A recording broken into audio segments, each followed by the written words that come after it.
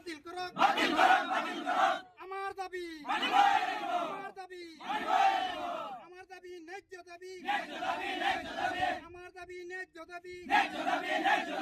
শিক্ষিত নিবনীয় সমস্যা সমাধান করক সমস্যা সমাধান করক অসম সরকার হাই হাই অসম সরকার হাই হাই অসম সরকার হাই হাই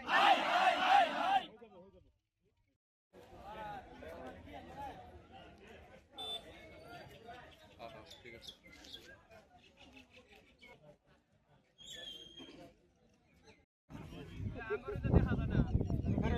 হাই হাই অসম সরকার হাই হাই তিনিচকীয়া বাহনৰ ওপৰত বনোৱা নীতি নিয়ম অতি শীঘ্ৰে বাতিল কৰক তিনিচকীয়া বাহনৰ ওপৰত বনোৱা আপোনালোকে নিশ্চয় দেখা পাইছে আমাৰ পিছফালে যিমান মানুহ আছে গোটেই কেইজন ড্ৰাইভাৰ সন্তাৰ মানুহ আমি গোটেই কেইজন ড্ৰাইভাৰ তা আজি আপোনালোক আমি টমটম চলাওঁ তিনিচকীয়া টমটম চলাওঁ পিছত আমি এতিয়া ৰোডত উঠিব নোৱাৰোঁ পুলিচ প্ৰশাসনে আমাক বহুত দিগদাৰ কৰি আছে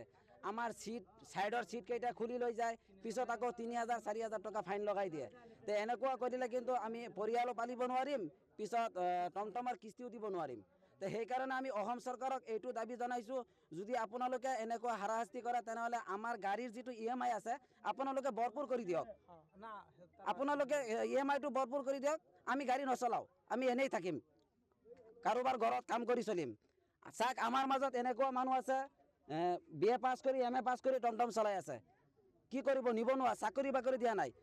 যদি আপোনালোকে এনেকৈ কৰে তেনেহ'লে আমাক চাকৰি দিয়ক আমি শিক্ষিত ল'ৰা ছোৱালী আমাক চাকৰি দিলে আমি চাকৰি কৰি চলিম তেনেহ'লে আমি আৰু টমটম নচলাওঁ সেইকাৰণে আমি অসমৰ মুখ্যমন্ত্ৰী ডক্টৰ হিমন্ত বিশ্ব শৰ্মা ছাৰক এইটোৱে আহ্বান জনাওঁ যে আপুনি শীঘ্ৰে যিটো আইন আনিছে টমটমৰ ওপৰত সেই আইনটো অতি শীঘ্ৰে বাতিল কৰক আৰু আমি আগতে যেনেকৈ চলিছিলোঁ ঠিক যাতে আমি তেনেকৈ চলিব পাৰোঁ আমাৰ পৰিয়ালক পোহপাল দিব পাৰোঁ সেইটো আমি অসম চৰকাৰক দাবী জনাইছোঁ জয় অসম আমি আজি প্ৰতিবাদ সাব্যস্ত কৰিছোঁ মানে এইটো কাৰণে যে আমি ইয়াত যিমানখিনি আছোঁ টমটম চালক ড্ৰাইভাৰ আছোঁ আমি গাড়ী চলোৱাৰ সময়ত যিমান দিন আমি গাড়ী চলাইছোঁ ভালকৈ চলাইছোঁ আৰু কিস্তি দিওঁতো ঠিকেই দিছিলোঁ কিন্তু আজিকালি যে আমাৰ গাড়ী চলোৱাৰ অৱস্থা এনেকুৱা হৈছে যে এটা গাড়ী কিস্তি মাৰিব হ'লে 1 মাহত 12,000 টকা দিব লাগে আজিকালি ৰ'ডত ক'ৰবাত ৰিজাৰ্ভ এটা লৈ গ'লে জখলাবনা নহ'লে কলিয়াবৰ য'তে ৰ'ডত উঠিলে মানে ইয়াত পুলিচে ছিটটো মাজৰ ছিটটো এটা খুলি লৈ যায় আৰু আগ চাইডৰ দুফালৰ দুটা ছিট খুলি দিয়ে এতিয়া বোলে তাৰ পৰা এনেকুৱা কৈছে যে 3টা মানুহ লৈ পেলাই আমাৰ ৰানিং কৰিব লাগিব এতিয়া চাওক আমি এইটো কেনেকৈ কৰিম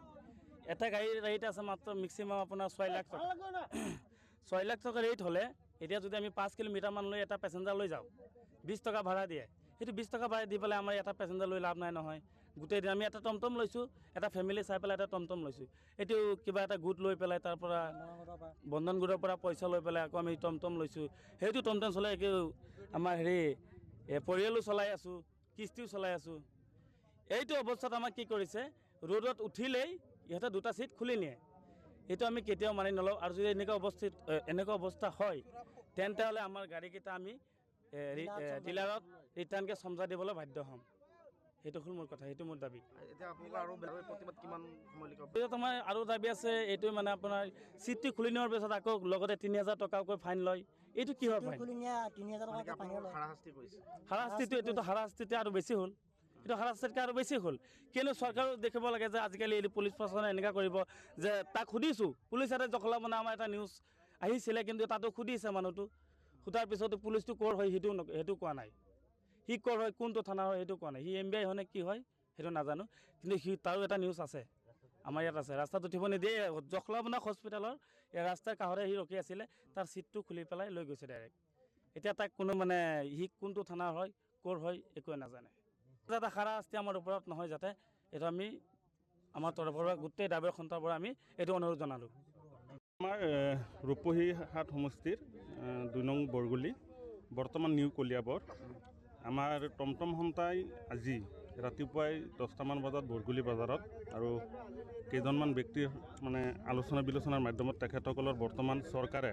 এই তিনিচুকীয়া টমটমৰ ওপৰত যি আইন আনিছে সেই আইনৰ ওপৰত তেখেতসকলে অলপ মানে ক্ষোভ প্ৰকাশ কৰি পেলাই তেখেতসকলে আজি প্ৰতিবাদ সাব্যস্ত কৰিছে আজি যিসকল টমটম চালক ইয়াত আমি দেখা পাইছোঁ প্ৰায়ভাগে আপোনাৰ MA পাছ BA পাছ মানে শিক্ষিত নিবনুৱা তেখেতসকলে বৰ্তমান কোনো ধৰণৰ সা সুবিধা নোপোৱাত এটা যেনে তেনে হ'লেও বন্ধন গোটৰ পৰা প্ৰাইভেট ফাইনেন্সৰ পৰা অলপ লোন লৈ কিনে এটা টমটম লৈছে, তেনেকৈ চলি আছে। পৰিয়ালো